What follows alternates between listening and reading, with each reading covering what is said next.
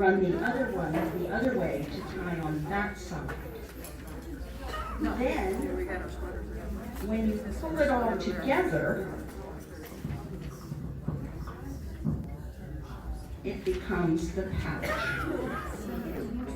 You fill them with candy or gifts.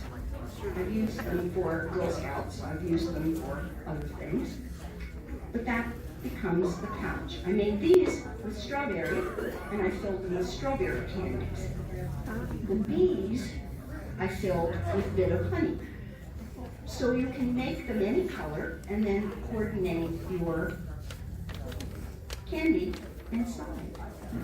So I hope you enjoy the pattern. I hope you will be so inspired as to try it and have a good time with it. So welcome.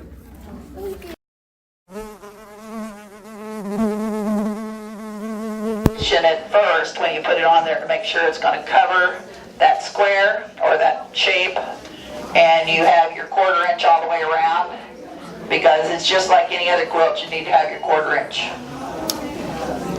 Thank you. Anything else? I don't think I do. Come see me if you have questions, if you think of something, because all right, that work? Do what? I guess I'm done now. She took some. No, I think I'm done. Oh. I told you I'd make everybody. She thinks she knows. Over there. No, if anybody has questions, I'll be glad to help you. If anyone has questions, I'll be glad to help you. She's up front here, so come on up.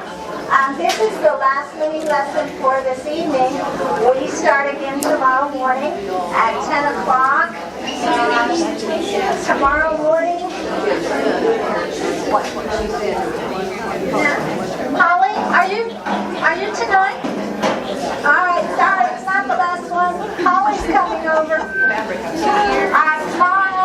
Well, it's early. At 6 o'clock, Holly's going to teach embellishing a sweatshirt. So that should be a lot of fun too. So it'll be close to 6 if you want to dig on your seats and say. This one's actually iron-on. We're going to look at the beautiful quilt show. So we have one more at 6 o'clock. That's the same as that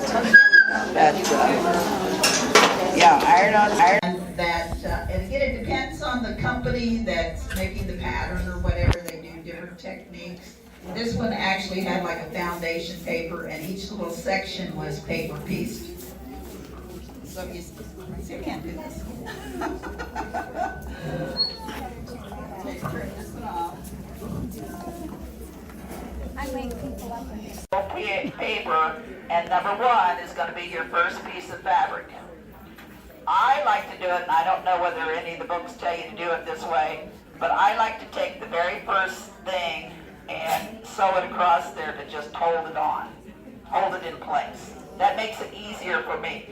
Once I get the first couple of pieces on, it's easy sailing after that. Getting that first piece of paper on sometimes and go from there. So depending on the pattern, it makes a big difference. What I gave you is fairly simple, and they suggest to you on that one, you cut your side to the piece of paper. Then, and I'll pass this around, this is step 1. And again, that stitching across there, that's optional. You can do that if you want. If you don't want to, you don't have to. Then step 2, you're going to trim, and it's better if you trim as you go along one piece at a time, because you don't want this big blob of fabric underneath your seam. And you can do this a variety of ways. I've got this, you can buy these 1/4 inch rulers, and what you do is you just fold this pattern back on that seam, butt this up with your edge of your pattern here, and take your ruler and then, or your rotary cutter, thank you, rotary cutter, and cut that off. Be careful that you keep your pattern and your fabric back out of the way, or you have to start all over. So then that would be like step 2.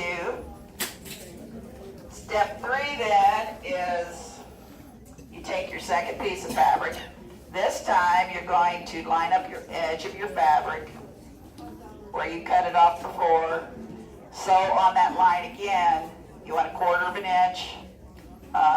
Trim that if you need to trim it. Then fold it back. And you're going to overlap a little bit. And I like to press. Some people just finger press, but I like pressing it so it's nice and smooth, and then it works a little bit better for me. And then, so step 4 would look like this. And then you just proceed to do that. And this one has about, I don't know, I think it had like 200 pieces of individual things in here. Again, each section, like there's a section, and so then you sew the whole pattern together. Some basics about paper piecing: you can use all kinds of paper, and there's all kinds of paper out there. Different foundations. I like this one here that's called Quilt Time. It's thinner. It's more expensive though. So, you know, you can use phone books, you can use like freezer paper, you can use newspaper, you know, you'd have the newsprint come off. You know, you wouldn't want to use printed newspaper, but you could use that to do your paper piecing. Some of them, like this pattern here, actually came with a foundation.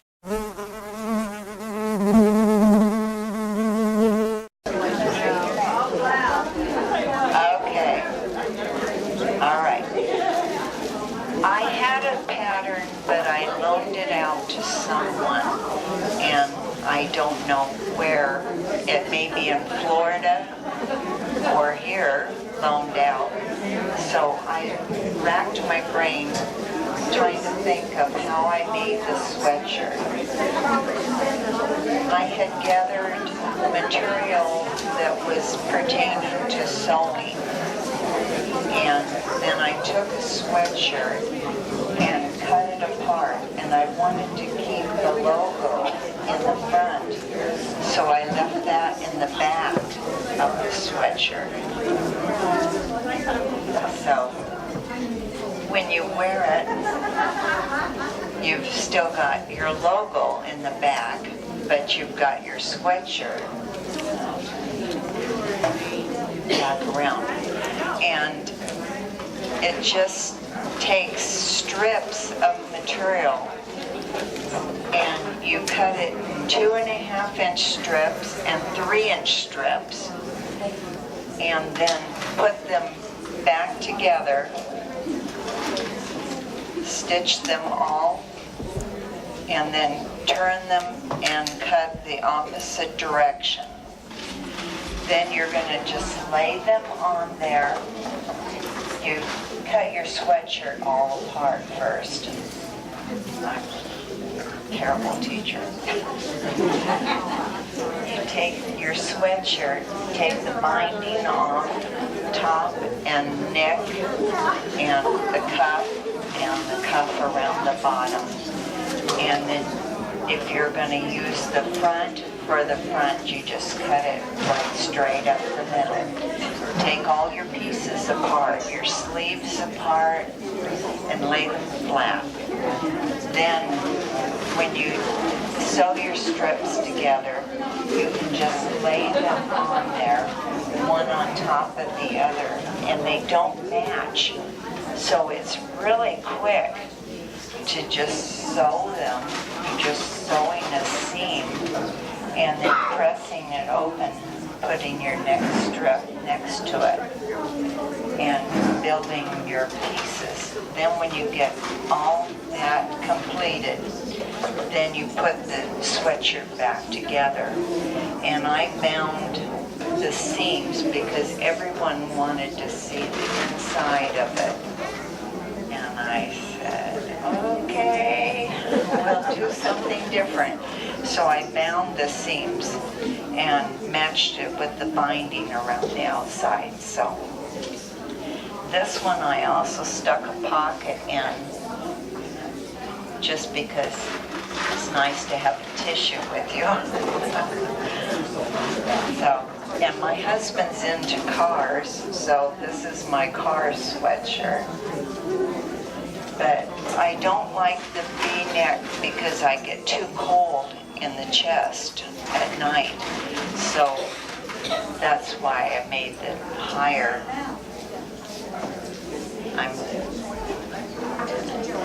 I'm sorry. And then I decided that that was too much work, so I just cut strips. And this is my jacket of many colors. So I just had them at an angle on the front and then did the back straight up and down and the sleeves. Bear with me. You can take a denim shirt or jacket and make it fall.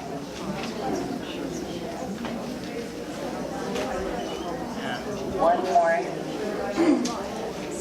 car one. And this material I didn't want to cut up because it was big cars. So I just decided to do the entire back, and then I just quilted it in the, what is the hex pattern. So you're welcome to come up and look at these, and if you leave me your name and email, when I find the pattern, I will let you know. So, as I searched and searched. Okay, thank you. Thank you.